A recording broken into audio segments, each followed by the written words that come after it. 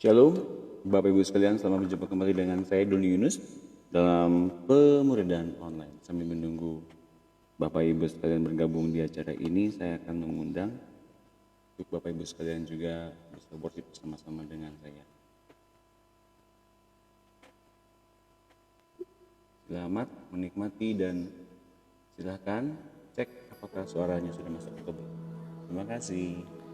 Kepuasanku berada di hadirat-Mu,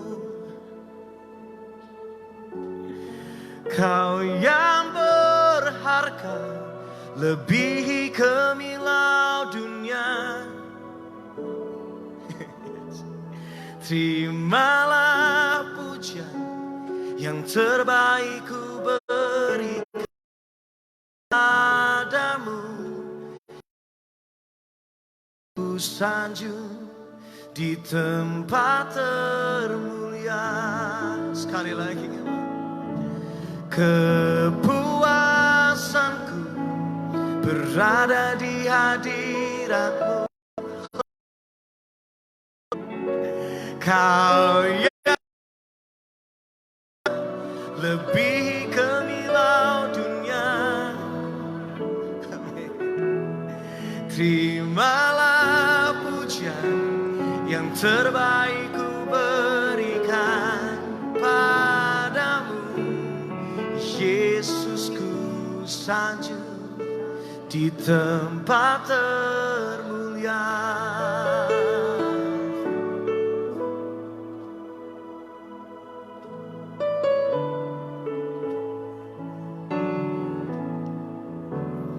Kerinduanku selalu dekat-Mu, Yesusku. Kau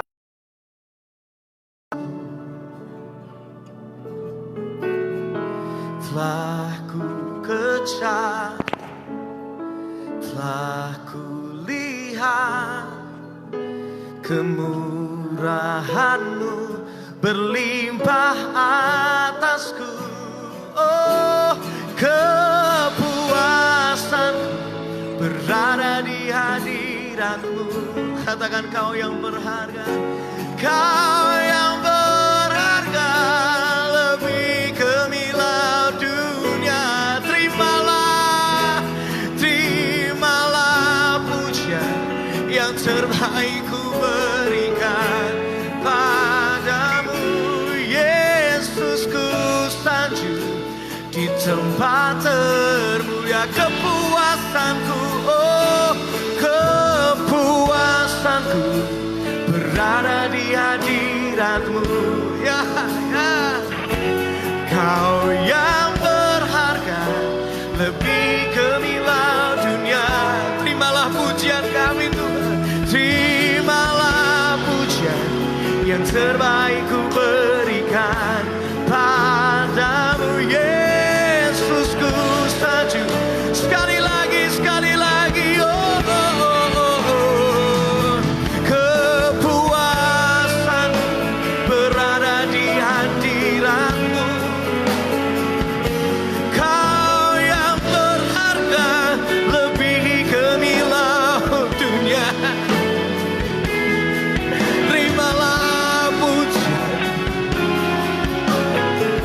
padamu, Tuhan. Yesus, ku sanjung. Mari kita senangkan hatinya, come on. Kepuasanku berada di hadirat-Mu,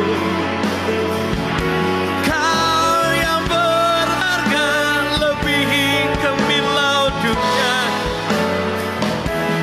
Terimalah pujian yang terbaik ku berikan padamu, Yesus. Ku sanjung di tempat, ku sembah Kau, ya Allahku. Ku tinggikan nama-Mu selalu. Setiap lidah kan mengaku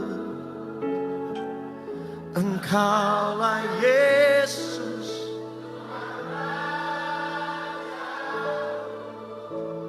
Ku sembah Kau, ya Allahku. Ku tinggikan.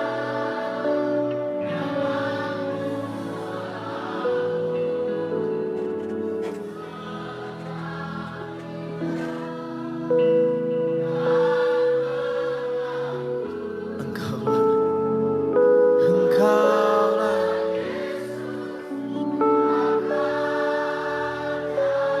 dengan lembut ku sembah Kau, ya Allahku. Ku tinggikan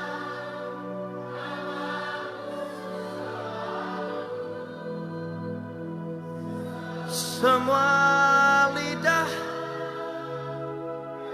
kan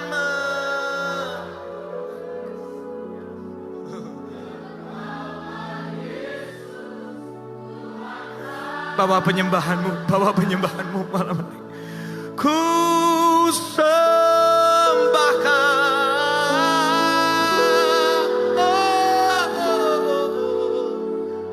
ku tinggikan. Yes, yes, yes. Tiada lutut tak bertelut menyembah.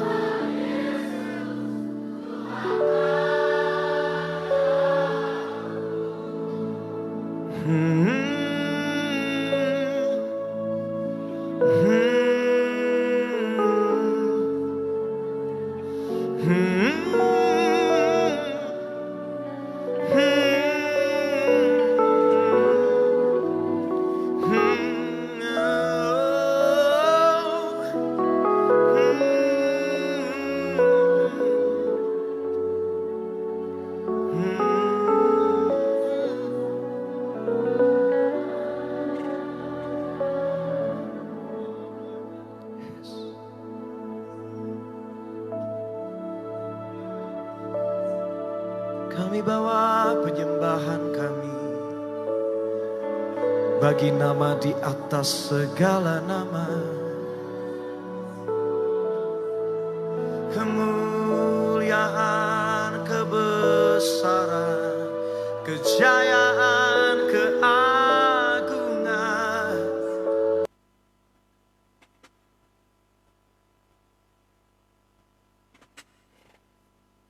Shalom, Bapak Ibu sekalian, selamat berjumpa kembali dengan saya Doni Yunus dalam pemberitaan online.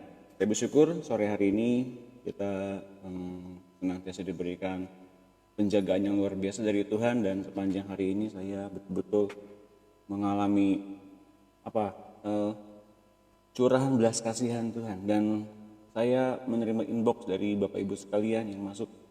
Mereka bersaksi bahwa mereka mulai menerima lawatan dan jemahan dari Tuhan setelah kita bagikan mengenai sesi dalam keluarga ini. Jadi saya memutuskan sepanjang ibadah ini, sepanjang online ini, kita akan banyak berdoa, kita akan banyak melepaskan, kita akan banyak betul-betul menerima pemulihan, kesembuhan. Apapun itu yang terjadi di masa-masa lampau ya sudah, tapi jangan diulang lagi. Dan sekarang kita mau betul-betul ngalamin total pemulihan yang dari Tuhan. Jangan lagi kita menjadi anak-anak manusia yang ceroboh, menjadi anak manusia yang udah tahu salah tapi tetap dikerjain. Sekarang waktunya pemulihan besar-besaran terjadi bagi kita semua. Amin. Dan saya menyapa semua Bapak Ibu sekalian yang sudah bergabung di acara ini dari segala pelosok daerah dan juga di berbagai negara. Tadi saya ada melihat dari Ibu Messi Suhendra dari Amerika Serikat, dan juga yang lain yang dari negara lain, dari Belgia belum masuk, dari Ibu Alfrida Tuarang belum masuk, dan saya juga sudah menerima ibu-ibu dan saudari-saudariku yang berasal dari seluruh tanah air, dari penjuru suku bangsa bahkan. Kita bersyukur lewat di acara online ini meskipun kita terpisah oleh jarak dan waktu, tapi ternyata lawatan Tuhan dahsyatnya sama. Nah, saya harapkan bagi sepanjang pertemuan ini, mari kita buka hati betul-betul, dan sekiranya kalau ada yang mesti dibereskan, minta Roh Kudus bereskan. Dan siapa tahu Bapak Ibu sekalian di tengah-tengah itu semua, ketika aduh saya tahu itu salah, kita doa sama-sama lagi gitu ya. Baik, kita akan masuk ke dalam sesi ini. Sebelum kita masuk, mari kita berdoa terlebih dulu. Haleluya, haleluya, haleluya. Terima kasih atas kekudusan-Mu Tuhan. Terima kasih atas setiap apa yang Kau berikan, setiap kesempatan untuk kami beroleh hidup yang berlimpah-limpah itu, kami ingin mempergunakannya dengan bijaksana. Terima kasih kalau kami boleh diberi kesempatan untuk menikmati kasih-Mu ini, dan kami boleh diberi kesempatan untuk menerima yang baik daripada-Mu. Kami mengucap syukur. Mari Tuhan, penuhkan kami dengan firman-Mu, dengan kebenaran-Mu. Kami mau dipenuhi dengan segala perkataan-Mu itu, hingga betul-betul hati lama kami, bahkan pikiran-pikiran yang ada dalam jiwa kami semua diisi hanya oleh memori yang indah bersama-sama dengan Engkau. Kami mau praktek firman. Kami mau betul-betul matikan manusia lama kami di kayu salib. Berikut juga dosanya, tabiatnya, karakternya, kebiasaan lamanya, semuanya disalibkan bersama-sama dengan dosa dan maut. Kami nyatakan itu sekarang tergenapi dan terjadi dalam kehidupan kami. Kami mau diubahkan seperti Engkau. Dan Roh Kudus pastikan itu semua terjadi oleh kuasa-Mu, oleh hadirat-Mu. Sepanjang pertemuan ini kami persilakan berkuasa penuh, berotoritas penuh, mengatur segala sesuatunya dari awal hingga akhir. Dan keberadaan diri kami ditaklukkan di bawah kaki Kristus. Kami mau menerima seluruh kehidupan Kristus yang berlimpah-limpah itu dengan sempurna sepanjang pertemuan ini. Dan Bapa Surgawi, Engkau berikan pada kami kebangkitan yang baru, Engkau berikan pada kami kehidupan yang baru, dan bahkan Kau tempatkan kami di dalam sorga-Mu, di Firdaus, di sebelah kanan-Mu, di tahtanya Tuhan Yesus. Kami bersama-sama dengan Tuhan Yesus. Terima kasih Bapak, kami bersyukur kami punya Allah seperti Engkau, Allah yang mau menjamah, melawat, dan bahkan mengunjungi lebih dulu, berinisiatif lebih dulu. Bahkan kami diciumi oleh Engkau. Kami mengadakan hubungan dengan Engkau, dan kami diterima oleh Engkau sempurna. Kami diterima oleh Bapak kami. Terima kasih Bapak atas kasih-Mu ini. Dalam nama Tuhan Yesus, Kau limpahkan kepada kami semua sepanjang pertemuan ini kasih-Mu yang besar itu, hingga apapun yang ada dalam diri kami, kegelapan pikiran ataupun yang jahat, semuanya sirna dalam terang. Terima kasih Bapak. Kami bersyukur. Dalam nama Tuhan Yesus kami berdoa. Haleluya. Amin. Oke. Bapak Ibu sekalian, kita akan masuk. Kalau judul di Facebook saya tadi siang itu bukan anak-anak broken home sebetulnya, tapi keluarga yang hancur. Entah kenapa saya tiba-tiba nulis anak-anak broken home, semalam ya. Tapi ternyata sebetulnya yang dibahas itu sekarang itu keluarga yang hancur. Dan bukan hal yang kebetulan, ternyata hampir semua yang masuk ke saya rata-rata keluarganya mengalami masalah. Dan benar, ternyata Bapak Ibu sekalian, sepanjang hari ini, wow, Tuhan nyatakan begitu banyak keinginannya, kerinduannya, ingin memulihkan semua keluarga demi keluarga. Dan sekali lagi bukan hal yang kebetulan kita berkumpul di sini, kita punya kerinduan, keluarga kita dimenangkan, suami kita dimenangkan, rumah tangga kita dimenangkan, bahkan anak-anak kita dimenangkan bersama-sama dengan Tuhan. Bahkan sekarang ini bagi saudari-saudariku, saudara-saudaraku yang belum menikah pun, kita semua beroleh kesempatan untuk menikmati kasih Allah hingga kita tidak lagi merasa sendiri. Kita tidak lagi merasa kesepian. Tapi ada Allah Bapa sebagai Bapa, ada Tuhan sebagai kakak kita, dan Roh Kudus sebagai penjaga dan pelindung kita. Oke, mari kita mulai ya. Kita akan menikmati kasih Allah sepanjang pertemuan ini, dan biarlah semua kasih Allah tercurah sepanjang pertemuan ini hingga kita semua dipulih.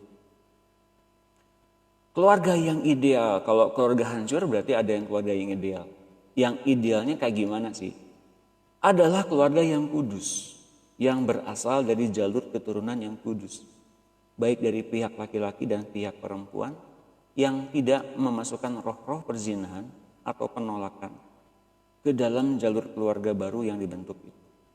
Jadi keluarga yang ideal atau keluarga Kristen itu adalah keluarga yang dibentuk tidak melalui roh-roh perzinahan dan roh-roh penolakan.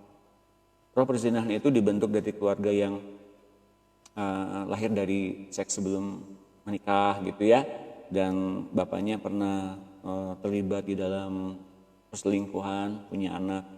Seperti begitu Bapak Ibu sekalian, itu ada roh-roh perzinahannya, dan penolakan itu artinya bahwa di dalam kandungan si anak tidak pernah mengalami ketertolakan dari orang tuanya, dan anak-anak tersebut selama dalam kandungan menerima damai sejahtera, menerima sukacita, tidak stres mamahnya, tidak gelisah, tidak gampang takut, tidak mimpi buruk, tidak dikejar-kejar orang, tidak berpindah sana sini karena ketakutan pada seseorang. Itu anak-anak tertolak biasanya punya gejala seperti itu. Sepanjang di kandungan si anaknya gelisah karena mamahnya gelisah.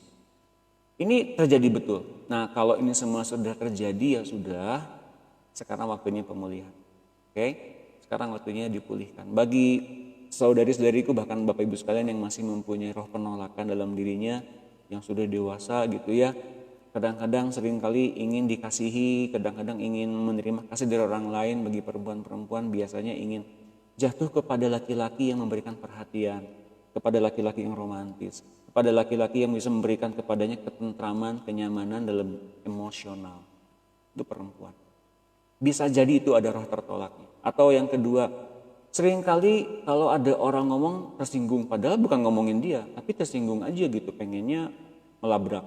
Itu roh tertolak. Atau dalam satu perkumpulan tiba-tiba menjadi orang penyendiri, dan kalau ada kesempatan tertawa, tertawanya ngakak banget. Nah, itu biasanya punya roh tertolak juga, ingin mendapat perhatian lebih dari orang lain. Atau secara berpakaian mencolok serba wah gitu, lalu kemudian dengan dandan mencolok, ingin mendapat reaksi dari orang lain, meskipun kemudian reaksi yang dapat adalah reaksi yang negatif, terluka lagi. Nah, itu juga tertolak. Nah, mari kita sepanjang pertemuan ini kita dibebaskan dari semua itu, agar kita ngalamin pembebasan secara roh menjadi anak Allah. Dan kalau Anda dipersiapkan dalam pernikahan kelak, Anda menjadi mempelai. Atau Bapak Ibu sekalian pernah mengalami kerusakan-kerusakan semasa perkawinan atau sebelum perkawinan, mempunyai pelecehan atau bagaimana. Bisa Bapak Ibu sekalian pada intinya ingat di dalam tahap 4 kemarin saya bagikan online ini akan banyak ngomong soal yang keempat terakhir, itu adalah menjadi mempelai Kristus. Dan kita tahu menjadi mempelai Kristus itu kita dijadikan sebagai mempelainya yang elok, sebagai perawan suci kepada Kristus. Artinya adalah kita benar-benar tidak mengalami stres, tidak mengalami yang namanya luka batin, tidak mengalami yang namanya kekerasan fisik, tidak mengalami yang namanya siksa batinnya.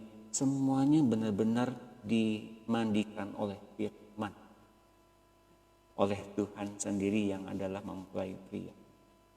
So bersyukur bahwa acara ini memang betul-betul memberikan kepada kita kelepasan, itu pun kalau kita mau, itu pun kalau kita terbuka, itu pun kalau kita mau mengaku di depan Tuhan. Saya nggak tahu masalah Bapak Ibu sekalian di rumah masing-masing, tapi hari ini Tuhan yang sama yang kita sembah sedang memurnikan, menguduskan, dan membuat kita menjadi mempelai. Itu saja. Asalkan kita mau menerima ini, Anda semua diberikan kesempatan untuk menjadi mempelai Kristus yang indah, yang elok, tanpa kerut, tanpa cacat, tanpa kurut apapun, tanpa aib. Ya, manusia modern sudah melupakan norma seperti ini. Sayangnya, ya udahlah, rusak dikit nggak apa-apalah, dikawinin aja gitu. Ya udah, luka dikit, luka batin dikit, ya udahlah, mudah-mudahan nanti sembuh pas lagi pernikahan kan bahagia. Enggak juga, ternyata rusak juga, makan makin rusak Bapak Ibu sekalian. Ya. Mereka kawin dengan siapa saja yang nampak cantik dan elok dan tampan, asal memenuhi selera kedagingan mereka saja. Sebaliknya, bila mereka memilih membeli anjing ras, mereka akan memilih yang mempunyai surat keturunan yang bagus. Kalau ada orang yang senang memelihara pet, biasanya ingin yang peliharanya yang bagus. Mana surat-suratnya? Dari keturunan mana? Ini anak keberapa? dari keberapa ini, campuran dari mana, ada suratnya enggak. Nah, kalau pet biasanya memberikan surat-surat keterangan resmi. Tapi kalau manusia, biasanya antara manusia ya udahlah asal nerima saya apa adanya. Ya udahlah asal ganteng, ya udahlah asal kaya, asal ngerti saya, yang penting saya itu sebenarnya begini terima aja gitu. Awalnya nerima, udah nikah nggak terima. Banyak yang begitu ya, di sini nggak baik-baik. Jadi Bapak Ibu sekalian, kadang-kadang kita nggak ngerti kemudian ketika kita salah milih langkah di sana kemudian ada jebakan demi jebakan yang terjadi karena kita salah pilih jalan. Ada konsekuensi yang mesti kita tanggung. Oke, salah jalan atau kita berbuat dosa, mungkin hari ini dan besok dan seterusnya kita nggak bisa ngelihatnya sebagai satu dosa atau sebagai satu jalan yang salah. Tapi di kemudian hari kita mesti menerima setiap konsekuensi dari apa yang salah yang kita perbuat. Jadi setiap perbuatan salah pasti ada konsekuensinya. Dan konsekuensinya itu apakah membuat kita tetap dalam dosa atau mau lepas dari dosa itu atau dari ikatan tersebut. Itu pilihan. Kalau mau tetap dalam dosa kita akan makin terbenam dan sukar untuk bertobat. Tapi kalau mau lepas bisa dibikin dipulihkan, disembuhkan, bahkan dilupakan masa lalunya begitu saja oleh Tuhan. Asal kita ngerti itu. Tuhan bilang dalam perjanjian baru di dalam Yesaya 36, 26 sampai 31 bilang gini, I forgive you and I forget. Aku mengampunimu dan aku melupakan. Jadi ketika kita mengakui setiap hal yang pernah kita salah, Tuhan ampuni loh. Dan Tuhan lupakan. Yang sering gak mau nerima masalah-masalah itu dihapuskan gitu saja, itu tuduhan di hati lama kita. Dan itu dilakukan oleh si setan dan pikiran-pikiran manusia lama kita. Jadi pastikan Bapak Ibu sekalian abis ini, acara ini Anda semua move on. Jangan lihat ke belakang lagi. Jangan melihat kelemahan dan ketidaklayakanmu lagi. Anda layak, dilayakkan, terpanggil, dikuduskan, dimuliakan, dibenar untuk jadi anak. Sebelum Anda jadi anak Allah, terpanggil, dikuduskan, dibenarkan, diberi kemuliaan. Jadi untuk jadi anak Allah itu nggak langsung tiba-tiba jadi anak Allah gitu ya, tanpa dosa, nggak, mesti betul-betul diproses. Ya, yang mulai hidupnya dengan Tuhan sebaliknya juga berstandar kepada pilihan Tuhan dalam hal memilih jodoh.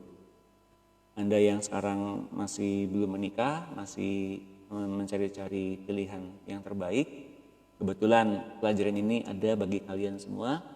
Yuk betul-betul temuin Tuhan dulu. Kasih Tuhan, dekati Tuhan. Tuhan, aku mengasihimu. Engkau kepalaku. Engkau Tuhanku. Engkau yang menyelamatkan aku. Tuhan pilih kalau misalnya ada waktunya nanti jodohnya siapa. Engkau yang kasih tahu yang mana orangnya ya. Tapi sampai hari itu tiba berikan aku kesempatan untuk mengenalku lebih dalam dan kasihmu lebih dalam. Berikan aku kasihmu. Kalau Anda diberikan kesempatan untuk menikah dan ada jodohnya menikah. Tapi kalau belum diberi kesempatan untuk menikah dan belum ada jodohnya, jangan maksain. Biasanya jebakan dari si setan karena kita ngerasa kita butuh. Butuhnya apa Pak? Yang lain gandengan tangan. Pak kalau yang lain itu sepertinya mesra banget saya kok. Tiap malam minggu, tiap hari sayanya kayaknya nggak mesra gitu. Nah itu Bapak Ibu sekalian berasal dari mana? Dari keinginan muncul berbagai macam yang tampaknya kita butuh padahal kita nggak butuh-butuh amat. Fokus. Bapak Ibu sekalian fokus hanya kepada Tuhan. Tuhan tahu kebutuhan kita apa. Dia akan percayakan kepada kita sungguh-sungguh kalau kita layak dipercaya. Jadi pastikan dulu itu terjadi dan tergenapi dalam kehidupan kita bahwa kita layak dipercaya. Selalu begitu, termasuk dalam hal finansial dan terobosan dalam keuangan pun sama. Dia akan berikan kita kepercayaan kalau kita layak dipercaya. Dia yang tahu garis keturunan ilahi yang mana yang sesuai dengan kehendaknya. Tetap harus berlaku prinsip yang sama dalam hal jodoh, dalam hal melahirkan anak, memilih sekolah, atau kelak memilih pekerjaan, yakni jangan kamu mengingini, tetapi biar keinginan Bapa yang terjadi. Jadi serahkan keinginan kita pada Bapa, biar kita dapat hatinya. Kalau keinginan itu terjadi kita terus-menerus kita serahkan kepada Tuhan, lama-lama kita punya hatinya dia. Tapi kalau keinginan kita diproposalkan kepada Tuhan, biasanya itu jebakan si setan. Langsung terjadi dan tergenapi. Biasanya ya, tapi nggak banyak. Ada kalanya ketika punya kepengen, tiba-tiba benar kepengennya yang dari Tuhan. Nggak lama kemudian sampai tuh di penggenapannya, gitu sih nggak apa-apa. Sebelum kita punya kepengen, dia taruh kepengennya dulu gitu. Jadi itu aman sebetulnya. Ya, Roma 7 ayat 7 itu sangat jelas bahwa di Roma ini dikatakan, jika demikian apa yang hendak kita katakan? Apakah hukum Taurat itu dosa? Sekali-kali tidak. Sebaliknya justru melalui hukum Taurat aku telah mengenal dosa. Karena aku juga tidak tahu apa itu keinginan kalau hukum Taurat tidak mengatakan jangan mengingini. Inti dari hukum Taurat sebetulnya jangan punya kepengen. Kalau kita punya kepengen, cek dulu kepengen dari mana tuh asalnya. Kalau kita kepengen sesuatu hal yang tiba-tiba pengen bakso. Dari mana tuh asalnya pengen bakso? Pengen tahu dari mana asalnya. Nah, kalau ternyata tiba-tiba dari keinginannya Tuhan, nggak lama kemudian pasti dia akan hambanya kirim bakso. Biasanya gitu sih yang saya sekeluarga dapatkan. Tiba-tiba ada yang ngirim ini, tiba-tiba ada yang ngirim gitu. Selalu aja begitu-gitu Bapak Ibu sekalian. Dan itu ternyata diberikan oleh Tuhan berupa perlengkapan karena kita memang butuh, karena dia ingin kita diperlengkapi oleh. Roma 13 ayat 9, karena perintah jangan berzina, jangan membunuh, jangan mencuri, jangan mengingini dan perintah lainnya sudah tersimpul dalam firman, yaitu kasihilah sesamamu manusia seperti dirimu sendiri. Kita bisa mengalahkan setiap tindakan-tindakan bahkan pikiran-pikiran dosa sekalipun hanya dengan satu prinsip. Kasihilah sesamamu manusia seperti dirimu sendiri. Benar-benar itu adalah satu hukum yang luar biasa. Anda perlakukan orang-orang seperti Anda mengasihi diri sendiri. Anda akan menerima akibatnya. Luar biasa. Dampak berlipat-lipat kali ganda. Betul. Anda menghormati orang-orang yang tampaknya nggak beroleh penghormat. Anda akan beroleh penghormatan yang luar biasa bahkan dari Tuhan sekalipun. Itu betul. Jadi Bapak Ibu sekalian, kasihilah sesamamu manusia seperti dirimu sendiri. Praktekin banyak-banyak. Kita akan ngalamin begitu luar biasa. Ternyata Allah setia. Betul-betul dia mengetahui kalau kita tuh setia juga kepadanya.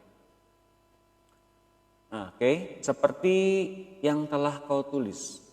Iblis berusaha merusakkan keluarga dari semula. Kita masuk kepada keluarga yang broken home. Apa itu broken?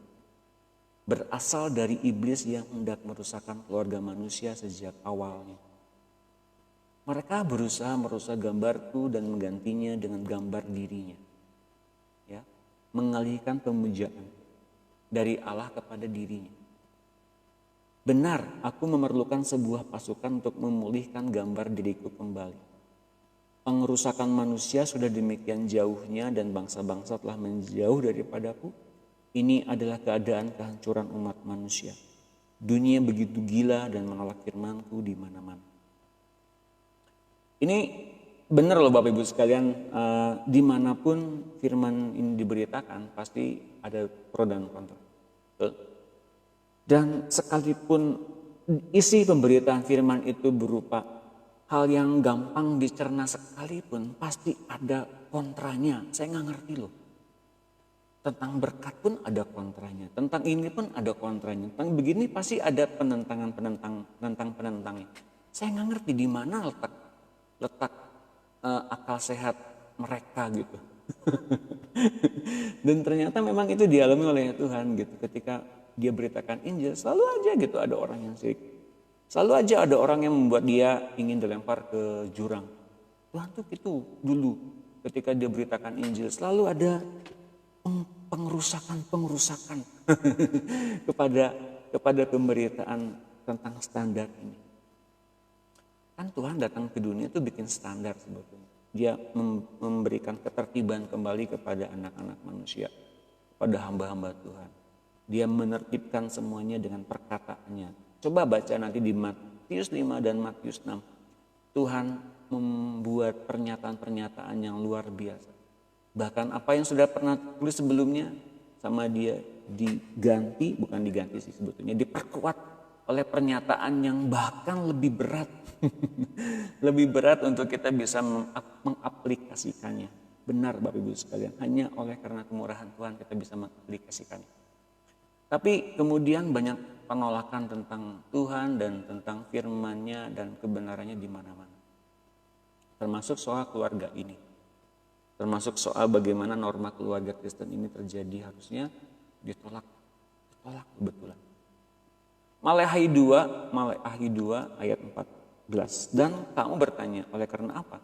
Oleh sebab Tuhan telah menjadi saksi antara engkau dan istri masa mudamu yang kepadanya engkau telah tidak setia, padahal dialah teman sekutumu dan istri seperjanjianmu. Bukankah Allah yang esa menjadikan mereka daging dan roh, dan apakah yang dikehendaki kesatuan itu? Keturunan ilahi. Jadi jagalah dirimu dan janganlah orang tidak setia terhadap istri dari masa mudanya. Sebab aku membenci perceraian, firman Tuhan Allah Israel. Juga orang yang menutupi pakaiannya dengan kekerasan, firman Tuhan semesta alam. Maka jagalah dirimu dan janganlah berkhianat.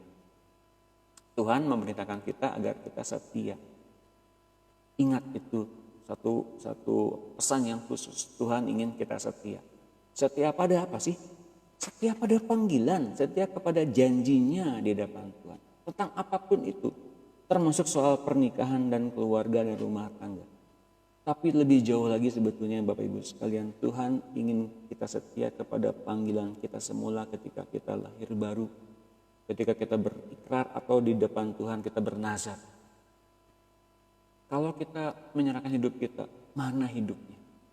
Kalau kita menyerahkan setiap aspek dalam kehidupan kita untuk kemuliaan Tuhan, mana sekarang buahnya? Tuhan seringkali menginginkan kita setia. Ayo, mulai lagi kita ngerti setia itu kepada Dia itu diperuntukkan untuk siapa? Untuk orang-orang yang terikat kepada Dia.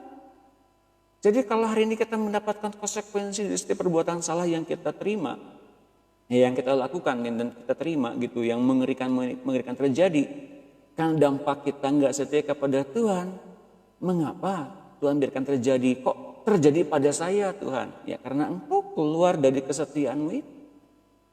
Ngerti nggak? Karena kita nggak setia, Tuhan maunya melindungi kita, tapi kitanya keluar dari perlindungan itu.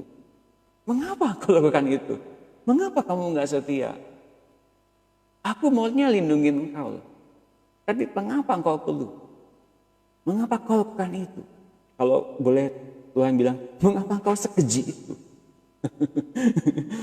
Bayangkan gini ya, kita punya pacar misalnya, kita baik-baikin dia, lembut-lembutin, tiba-tiba dia jadian dan jalan sama pasangan yang lain, sama orang lain, kan gondok misalnya gitu ya kalau dalam berpacaran. Kalau dalam pernikahan pasti nggak terima, laki-laki bakal nggak terima kalau si istrinya itu selingkuh dengan laki-laki lain, pasti nggak terima, kalau perlu dibunuh gitu ya. Demikian pula Tuhan, Dia cemburu loh kalau kita punya yang namanya dosa. Kalau kita punya pikiran yang salah, Dia cemburu banget Bapak Ibu sekalian. Dia punya kasih yang demikian besar, tapi di dalam kasih yang besar itu Dia punya kecemburuan juga. Jadi kalau kita punya pikiran yang meleset gitu, Dia udah tahu, Dia udah ingatkan. Mengapa kamu punya pikiran begitu? Sebentar.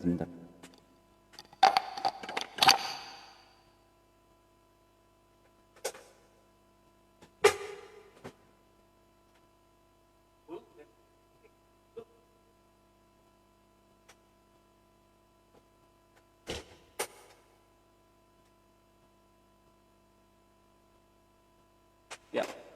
Mohon maaf, ada kendala, bentar.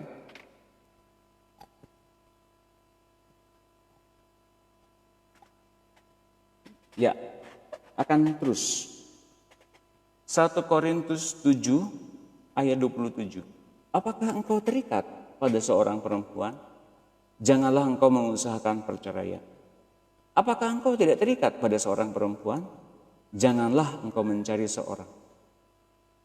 Jadi pada saat ini, kalau kita sekarang sudah dalam taraf mengenal Tuhan, mengasihi Tuhan dalam posisi yang sekarang ini, misalnya ada yang belum menikah, ya udah jangan nikah dulu deh gitu, cari Tuhan dan betul-betul menemukan kasihnya gitu ya. Dan kalau sekarang seorang ada yang sudah bercerai gitu ya, apakah sekarang saya perlu cari pengganti yang lain Pak, pengganti dari pasangan saya? Ya udah, jangan dulu yang namanya kita cari yang lain dulu, cari Tuhan dan kasihnya gitu ya. Pak, saya sekarang dalam posisi menikah, tapi posisi menikah ini ternyata posisinya dibilang menikah juga enggak, dibilang enggak menikah juga enggak, ya gitu Pak, dingin Pak. Udah, temuin dulu Tuhan dan kasihnya yang penting dan temukan kasih itu dengan besar dan kita bisa menerima seorang apa adanya gitu. Bapak Ibu sekalian, yang penting dari itu semua, hari ini kita ngalamin Tuhan dan temukan kasih Tuhan itu. Dan tahu tidak, ketika kita menemukan kasih Tuhan itu, kita bisa mengubah keadaan. Mungkin keadaan nggak bisa berubah, tapi cara pandang kita udah mulai berubah. Kebutuhan yang tadinya akan perhatian, kebutuhan yang tadinya akan kasih sayang dari orang yang tampaknya bisa memberikan kasih sayang dan apa yang kita butuhkan tergenapi, ternyata ada cacatnya. Tapi kalau Tuhan tidak, tinggal kita prioritaskan kebutuhan kita di dalam Tuhan apa? Apakah material? Tuhan bisa kasih. Apakah hal-hal yang berupa tentang emosional? Tuhan bisa kasih loh. Tapi apakah engkau setia kepada Tuhan? Pertanyaannya itu. Oh Bapak Ibu sekalian, kalau kita bilang soal Tuhan salah ngambil keputusan, gak mungkin Tuhan salah ngambil keputusan. Yang paling sering terjadi adalah kita keluar dari perlindungan Tuhan dan kita tidak setia kepada Tuhan. Kita tidak setia pada panggilan kita kepada Tuhan dari awalnya. Itu yang bahaya. Tuhan gak bisa lindungi kalau kitanya keluar. Bahkan dalam Alkitab dikatakan, pengen gitu, ya udah terserah. Dia adalah Tuhan yang menghormati kita, menghormati pilihan kita. Dia bisa memberikan dua pilihan, berkat atau kutuk. Tapi di dalam pilihan-pilihan itu, saya mau katakan, dia menganjurkan agar kita pilih berkat. Dan semua orang ingin memilih berkat, bukan? Tapi dari tindakan-tindakan sehari-hari ternyata yang dipilihnya bukan berkat tapi kutuk. Kebanyakan salah terus. Mengapa salah terus?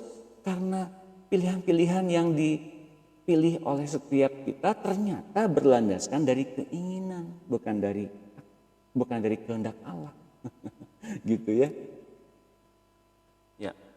Hari ini saya akan doakan semuanya, mau keluarga, rumah tangga, mau anak-anak, mau suami, mau istri. Saya akan doakan semua. Hari ini pemulihan besar-besaran. Jadi jangan lewatkan sampai dengan akhir acara ini akan penuh dengan acara berdoa. Berdoa dan berdoa. Berdoa itu apa? Saya sudah bagikan telifah namanya. Kalau telifah itu sampai dengan kita ngalamin Tuhan, kita ngalamin apa yang sedang Ia nyatakan kepada kita. Bukan sepanjang kita memberikan petisi kepada Tuhan saja, tapi hati kita dan hati Tuhan terkoneksi. Itu namanya telifah. Dan kemudian lewat koneksi itu Tuhan nyatain, Tuhan yang ngomong, kepengennya apa sih kepada hidup kita. Sampai segitunya kita mesti berdoa loh. Enggak sepanjang kita berdoa kita minta dan amin dalam nama Tuhan Yesus gitu. Enggak, tapi kita benar-benar ngalamin Tuhan. Ngalamin hadirat Tuhan di situ. Dan Tuhan ngomong di situ. Oke, sampai dengan gitu nanti kita akan berdoanya.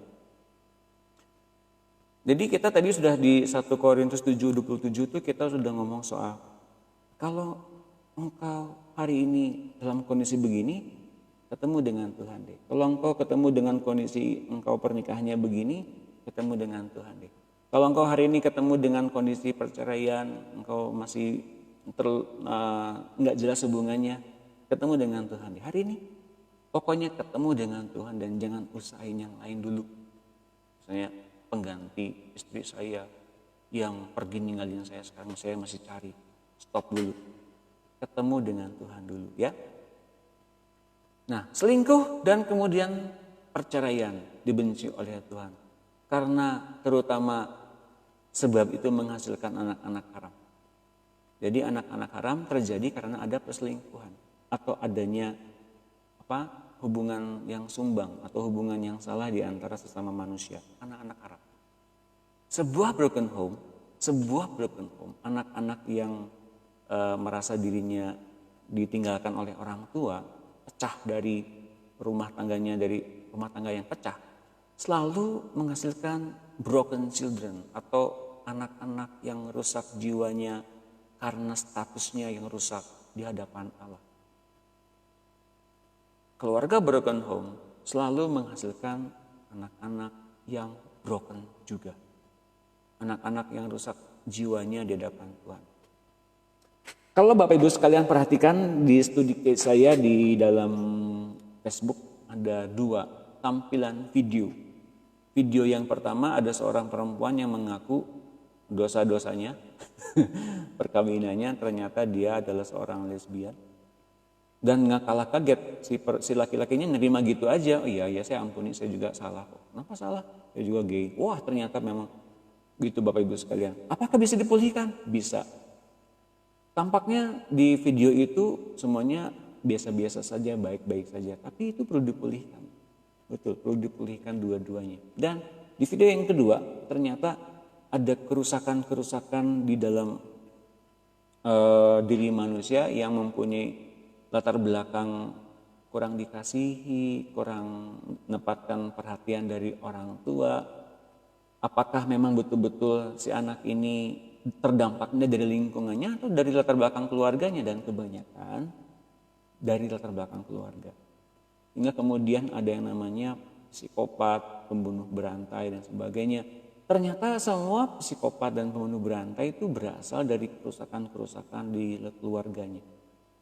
Dan di dalam pembentukan gen dan kemudian di otaknya ternyata ditemukan tidak ada belas kasihan, tidak ada perhatian di dalam otaknya itu ya. Kan orang dunia mendesain mencari otak di dalam otaknya itu ada apa? Sebetulnya otak itu berupa simpanan-simpanan memori aja. Yang memberikan stimulus-stimulus itu dari hati, dan hati itu dalam bentuk roh, orang-orang nggak bisa lihat. Sebetulnya dari hati. Jadi otak itu menyimpan beberapa memori-memori buruk hingga orang tersebut nggak bisa bermurah hati, keras, nggak bisa ngampunin orang karena nggak bisa punya belas kasihan, nggak bisa mempunyai empati, rusak otaknya Bapak Ibu sekalian. Dan habis ngebunuh bisa makan ayam goreng dengan santai. Itu memang nggak ada empatinya, itu memang cacat. Nah itu perlu diberesin. Semua perlu diberesin. Kalau kita semua ya berdosa, tiba-tiba masuk ke persekutuan tanpa ada misalnya habis berzina gitu, habis bercabul atau habis nonton video pornografi atau apa gitu ya, tiba-tiba langsung datang ke gereja menyembah Tuhan gitu aja gitu tanpa ada. Nah itu bahaya tuh. Kita semua punya yang begituan. Apakah kita juga merasa itu bahaya buat diri kita? Kalau kita ternyata punya roh yang pikiran-pikiran yang berbahaya di hadapan Tuhan. Nah hari ini adalah jalan pemulihan. Kalau ternyata di dalam diri kita ada yang begitu, pasti pernah ada yang rusak sebelumnya.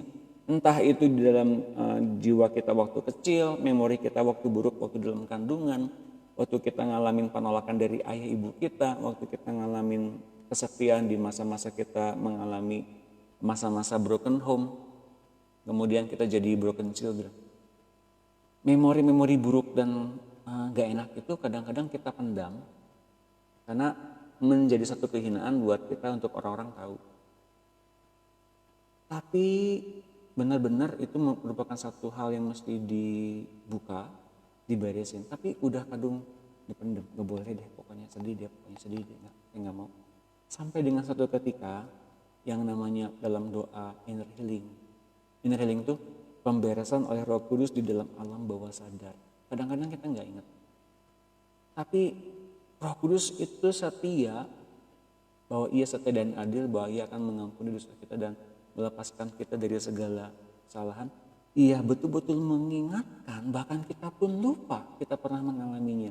Yang paling ingat, bukan menuduh, bukan mendakwa, tapi agar kita terlepas dari karakter, tabiat, dan pikiran-pikiran buruk.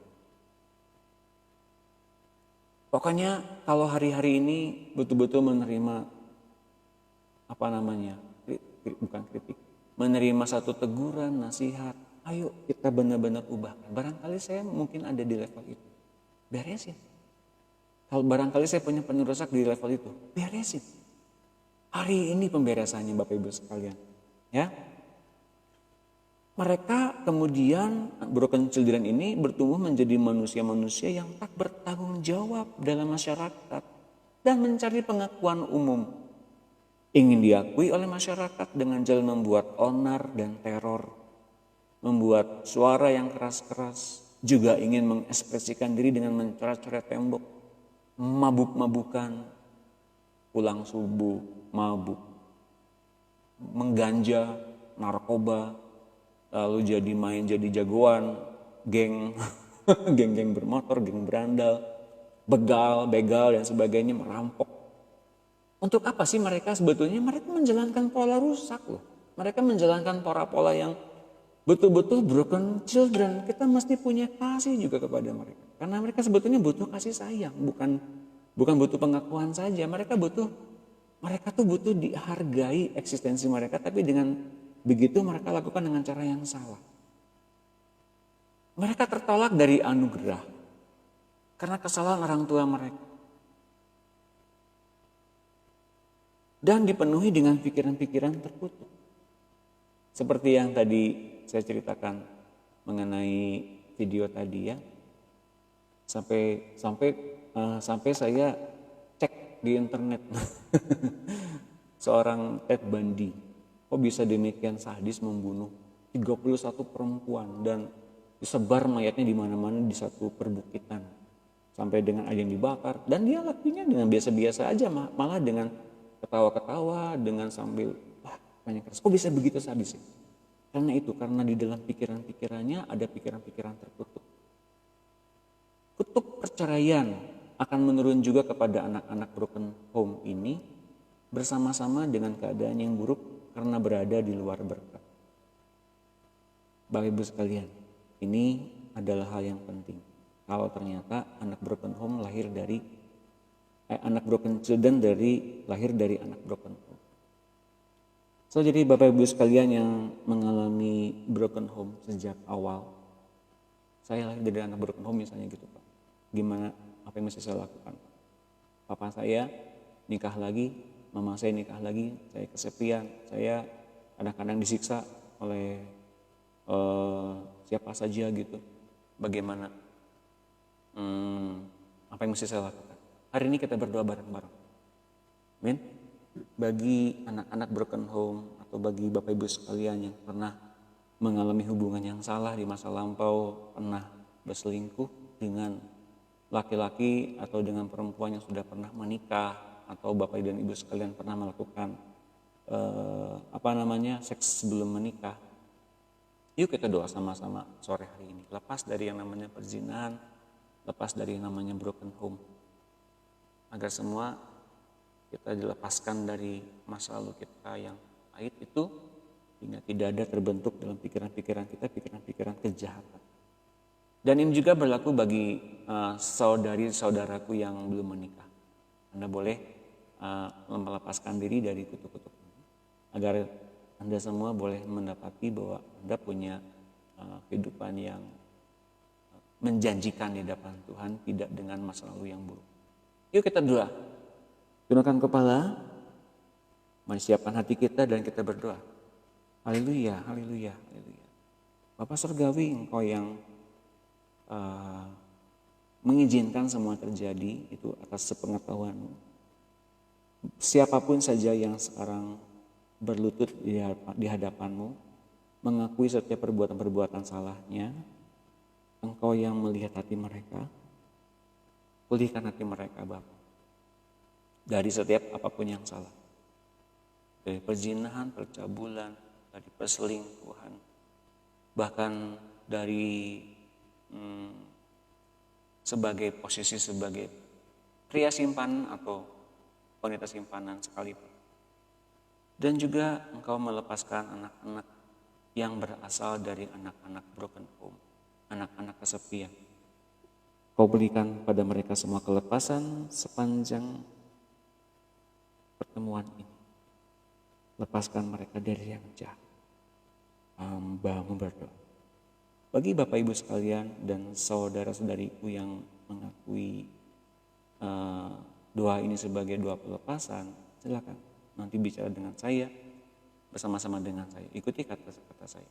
Bapak Surgawi, saya minta ampun. Saya pernah berbuat kesalahan. Saya pernah berzina. Saya pernah lakukan hal-hal yang merupakan percabulan.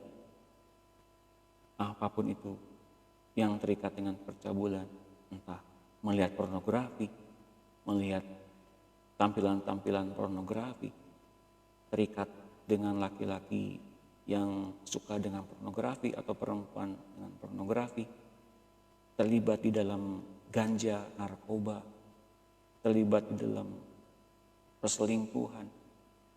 Saya selingkuh, saya melakukan hubungan yang salah dengan sesama saya yang sudah menikah. Ampuni saya Bapak. Dan bagi mereka yang broken home, Bapak Surgawi, saya melakukan tindakan ini, saya ampuni, saya membiarkan saya terlepas dari kasih. Saya mengampuni kedua orang tua saya ampuni orang tua saya ampuni papa dan mama saya. Mereka melakukan hal yang salah. Atas nama mereka saya minta ampun. Keluarkan saya dari kutuk broken home. Saya tidak mau ngalamin broken home. Ampuni kalau saya memandang rendah ayah saya. Ampuni kalau saya memandang rendah mama saya.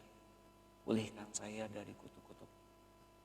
Juga ampuni saya kalau saya menghakimi orang tua saya. Dalam nama Tuhan Yesus. Yes. Mari Roh Kudus, Engkau yang melawat mereka satu persatu. Mereka tidak lagi menjadi anak-anak broken home. Mereka tidak lagi menjadi anak haram. Mereka diakui sebagai anak oleh kerajaan Allah. Bahkan oleh Bapa sendiri. Mereka diakui sebagai anak-anak yang secara sah dikhususkan, dikuduskan, bahkan diberikan perintah untuk berbuah lebat. Bahkan mereka diberikan masa depan yang cemerlang. Dalam nama Tuhan Yesus. Roh perselingkuhannya. Roh pornografinya. Ini berupa roh-roh dalam video-video porno. Dalam majalah-majalah porno. Dalam konten-konten porno. Sekarang aku biarkan Roh Kudus Engkau membakar di alam roh setiap video-video, setiap gambar-gambar yang isinya semuanya pornografi dan percabulan. Semua roh pornografi percabulan. Dari kebiasaan orang tua mereka, dari kebiasaan paman mereka, dari kebiasaan teman-teman mereka. Habis keluar. Roh jahatnya keluar. Ayo keluar. Roh mautnya juga keluar. Ini ada roh maut berbentuk seperti kambing, seperti bertanduk kambing dalam nama Tuhan Yesus. Roh kambingnya keluar. Ayo cepat, roh video porno keluar. Roh percabulannya keluar. Keluar dari kebiasaan-kebiasaan anak-anak muda, dari kebiasaan teman-temannya. Ayo roh begal-begalnya, roh pembunuhnya keluar. Ya, semua dalam nama Tuhan Yesus. Kalau kau hari ini hanya sendiri saja tanpa suamimu, tanpa istrimu, sekarang juga kau terlepas dari namanya video porno, video apapun yang konten-konten pornografi atau majalah porno, atau bahkan pernah mengintip di kamar mandi, dimanapun mengintip atau melihat orang yang sedang melakukan hubungan badan. Roh telanjangnya keluar dalam nama Tuhan Yesus. Keluar. Anak-anak broken home-nya, semua keluar. Roh broken home, roh pembunuhnya, roh serial killernya, roh film horornya yang senang nonton film horornya. Lenyap, keluar roh depresinya, roh stresnya keluar. Ayo cepat keluar. Semua aku membiarkan barang-barang tumpas yang isinya video porno atau semua konten-konten pornografi, majalah-majalah pornonya sekarang dalam diri mereka. Mari Roh Kudus bakar dalam apimu hingga mereka kudus dan tahir semuanya dalam nama Tuhan Yesus. Semua roh simpanannya, roh pelacur-pelacurnya juga keluar. Ayo keluar. Roh pelacur. Baik laki-laki, perempuan, ada roh pelacurnya. Keluar. atau pernah dikatain pelacur oleh orang tua mereka, oleh orang tua angkat mereka, oleh orang-orang yang mengadopsi mereka dalam nama Tuhan Yesus. Keluar roh pelacurnya, keluar, keluar, keluar, keluar. Jadilah kudus dan tahir. Jadilah kudus dan tahir di dalam nama Tuhan Yesus. Roh maut yang mengikat mereka selama ini juga keluar. Terlepas, terlepas, terlepas. Ayo kebiasaan-kebiasaan masturbasi, masturbasi. Ayo kebiasaan buruk ini lenyap, lenyap, lenyap, terlepas dari pikiran-pikiran mereka, terlepas dari rasa bersalah mereka, terlepas, terlepas. Ayo yang pernah aborsi, terlepas juga sakit pinggangnya, terlepas, terlepas, terlepas. Ayo kegagalannya juga terlepas, terlepas semua, baik itu sekali, 2 kali, 3 kali, berapa kali pun dalam nama Tuhan Yesus. Roh aborsi, roh kegagalannya terlepas, terlepas, terlepas. Sekarang berikan kesempatan mereka menerima anugerah yang besar. Menerima anugerah yang besar, pengampunan, penyertaan-Mu yang ajaib. Engkau kuduskan mereka satu persatu, mereka akan terus dilawat sepanjang malam ini. Mereka masih akan menerima lawatan terus menerus sambil Engkau ingatkan mereka tentang apa yang perlu dibereskan di hati mereka, Roh Kudus. Berikan mereka mengetahuinya, sadar dan mau merelakan diri untuk dikuduskan oleh dalam nama Tuhan Yesus. Aku bersyukur, haleluya. Amin. Yes, oke. Bagaimana rasanya? Ada yang muntah-muntah? Oke, terusin ya. Ya. Sekarang roh penolakan. Roh penolakan. Apa itu roh penolakan? Ya, anak tertolak adalah akibat adanya keinginan daging orang tuanya yang belum ditundukkan kepada kehendak Allah.